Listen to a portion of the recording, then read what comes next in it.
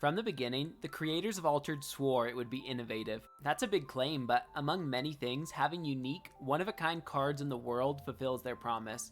It's been said that these cards are meant to recreate the feeling of TCGs before full card lists were available on the internet. They make it so that players can still wow each other with cards they've never seen and leave them thinking, I need a card like that. And based off of the spoilers, that's exactly what uniques will do. I'll do an exhaustive video on how to pick your unique cards in the future, but for now, I'll do an abbreviated version. Let's quick go over the basics of unique cards and some of the many new examples. Like and subscribe to support the channel and comment on which effects you find most exciting as you watch the video. Every altered deck consists of a minimum of 40 cards with a maximum of 15 rare and 3 unique cards. Running the minimum number of total cards is usually best in most trading card games because it increases consistency. In altered, running more than 40 cards will be especially bad because you can only add extra common cards, which will dilute your stronger rare and unique cards. I also think it would be a poor decision to ever run below the maximum number of rare and unique cards. These cards are designed to be more efficient and powerful than commons, and players should take advantage of any competitive edge they can get. Now that we've established that players should always play 3 uniques if possible, how should you go about picking them? I mean, they're literally one of a kind in the world, so you won't be able to net deck. When looking for unique cards, I would start by trying to find cards that will fill one of these 3 roles. I would look for strong cards that can be used as a power play. These should fit your strategy perfectly and be very similar to the other cards in your deck, just better. Uniques with boosted stats, reduced costs, or extra effects on top of the rare versions will be perfect here. If they're stronger than your other cards, they should be stronger than most of the cards in your opponent's deck, and it'll make it hard for them to keep up on the turns you play your unique cards. Alternatively, you could look for uniques that add flexibility to your list. This will be especially good in decks that run cards that are already very strong, but also very situational. If you find unique versions of these cards that have alternative strong effects for times when the primary effect won't help, it'll make it easier for you to afford to run these strong cards because you won't have to put them in the mana as often or get left with a hand of cards that aren't good for the current game state. Lastly, unique cards can also be used to cover the weaknesses of a deck. Maybe your deck doesn't have cards that draw or lacks efficient removal. Maybe you could do a really cool combo with an effect that puts a card from your hand in the reserve, but no common or rare card does this. If your deck has a significant hole in its capabilities, you can also use uniques to cover those weaknesses. But enough of that, let's get into these juicy card reveals. Alright, first up is going to be Sneezer Shroom. I'm sure this unique is going to be especially popular just because of the art, but let's look at the actual effect on this one. I feel like it's best to compare this card to other 1-drops instead of the actual Sneezer Shroom. One good comparison would be Isenboshi, which has the equivalent stats but in water. If this card's taught me anything, it's that the 2/0/0 stat line can be really good on a 1-drop, but normally that is on a common card, so having it for a unique might not be enough on its own. This is also pretty similar to the Spindle Harvesters if you're wanting to anchor a character, literally having the same biome stats but twice as many. I feel like it's a pretty high cost to put a card from your hand in the reserve, especially if it has to be a spell, so I honestly think you wouldn't do it that often. This mostly though seems to me kind of like a Foundry mechanic, just a cheap 1-cost character that you can play early on. Something like a Brass Bug Hive could be really good with this Sneezer Shroom if you get a couple cards like this, because you can just play them early and curve out and then drop those big permanents sooner. Overall, this unique has a lot of options, and I think it definitely see play. I don't think this is especially better than cards that already exist, but for a 1-cost, it's pretty good. Next up is this Lyra Shenlong. I feel like this one's a little disappointing. Tough 1 is good. That's something that you get with the Bravos rare, but not with the Lyra rare. And so yeah, that is a nice addition to have that Tough 1, but you do lose out 1 worth of stats.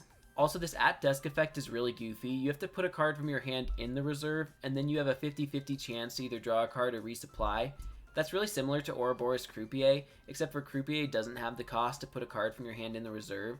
But already, Croupier has the problem where sometimes you'll end up with too many cards in the reserve and have to discard if you don't get the draw off of it. And with this Shenlong, if you hit resupply, you'll always be discarding because the Shenlong's going to go to the reserve as well. So the extra At Dusk effect doesn't really seem to be helping this card. But if removal is super common, the Tough 1 might make this worth running. Next we have a Baba Yaga. This card's pretty interesting. Like the original Baba Yaga, it costs 1 more from hand than from the reserve, but you get the same stats. And looking at it, you can see why. It's because when it goes to reserve from the expedition, you'll draw 2 cards, so basically you're paying 1 more for an extra draw.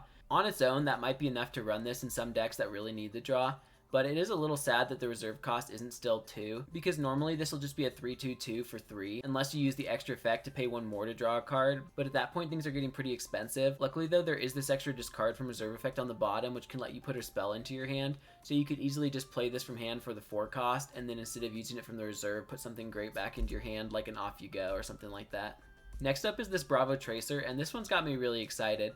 I feel like there's a lot going on here, so it can kind of get distracting. On the surface, it has worse stats from hand, but it gives you the option to put a card from your hand into the reserve to get a boost, at which point it would have slightly better stats and maybe some synergy there with putting cards in the reserve.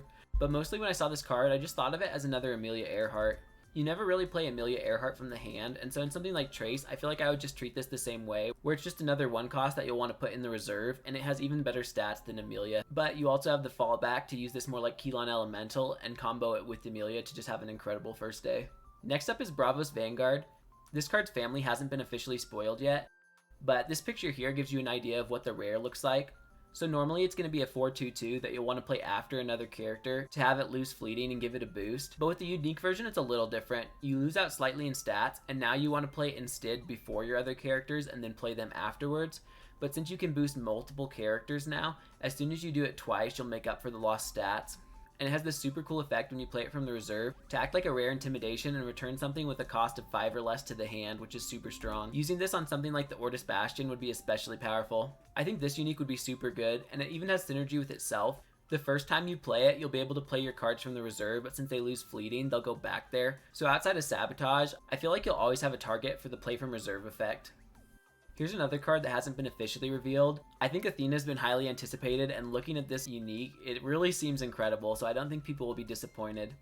I have no idea what the Ortis rare version is going to do, so it's a little hard to compare, but at least we have this Axiom rare to look at. Looking at this, the Axiom rare gets 2 boosts when you play it from the hand, and then it loses fleeting if you have 2 landmarks.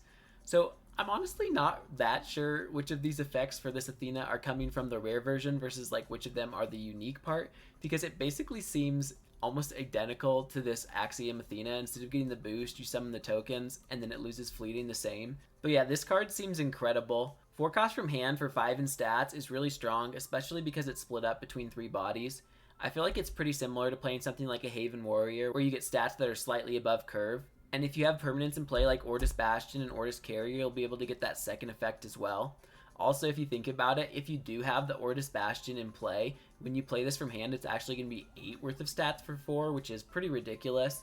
And then that second effect is just going to be infinite Haven Warriors over and over, getting a 2 cost 3/3/3, but at that point, for that to work, you'd have to have permanents in play, which means it's probably going to be buffed to a 4/4/4. I hope this is pretty similar to what the rare version turns out to be, because this card is really great and it'd be fun to play with, but if not, I'm sure people would spend a lot of money to get a unique like this. And those are all of the unique spoilers currently on the Altered website. I also have footage going over loads of other unique cards that were on display at various events, but I realized this video was getting way too long. In the next few days, I'll finish the editing of those additional spoilers and post a follow-up video. What types of unique cards are you hoping to get your hands on? Let me know in the comments. And like and subscribe to keep up with all that Altered goodness.